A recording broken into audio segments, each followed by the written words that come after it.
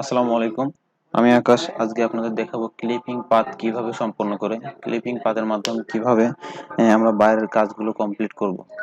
তো চলুন ফটোশপে প্রবেশ করি। পেজ আপনাদের সামনে আসবে। তো প্রথমে ফাইল ওপেন করতে হবে, যে ফাইলে আমরা কাজ করব। ওপেন ওপেন করার পরে আমরা ফাইলটা ওপেন করি।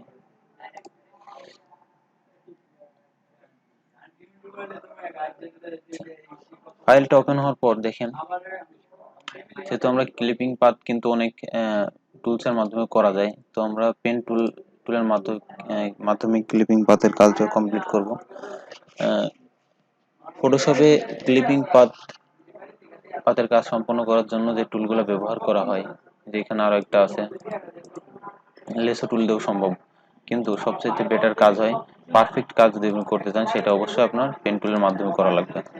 আচ্ছা, পেন টুল সিলেক্ট করার পর দেখেন এখানে বেশ কিছু অপশন আসছে কিন্তু আমাদের সামনে। তো এখানে একটা জিনিস মিস্টেক হইতে পারে, সেটা হচ্ছে এখানে শেপ মোডে যদি থাকে তাহলে কিন্তু আপনার কাজটা হবে না, আপনি অবশ্যই এটা পাথ মোডে রাখতে হবে। আচ্ছা, পাথ মোডে রাখার পরে আপনার control plus then zoom in হবে। জুম ইন হওয়ার পরে আরেকটু জুম ইন করি,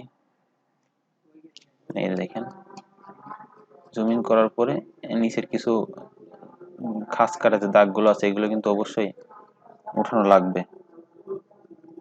তার আগে আমি একটু দেখাই, এই কাজ করার আগে যে কাজটা করতে হবে সেটা অবশ্যই আমাদের এই ব্যাকগ্রাউন্ড অবস্থা সিলেক্ট অবস্থায় থাকবে। এখানে দেখেন প্লাস একটা আইকন আছে, এটা নিলে আমাদের একটা নতুন লেয়ার তৈরি হবে। সেই লেয়ারটা একটা কালার দিতে পারবো আমরা, ডাবল ক্লিক করলে এখানে কালার আসবে। সরি,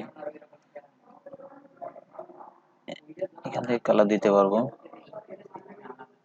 ওকে দিলে ইন্টার ব্যাক স্পেস দিলে এখানে কালারটা আসবে।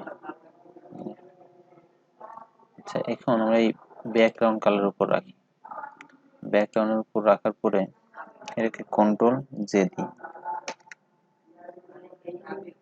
জে দেওয়ার পর দেখেন একটা আমাদের কিন্তু কপি হয়েছে। কপি হওয়ার পর এই যে লেয়ারটা, এটা আমরা সিলেক্ট করে এটার উপরে দিয়ে দিই। আচ্ছা, তাহলে আমাদের নিচে ব্যাকগ্রাউন্ড কালার হিসাবে এটা আছে।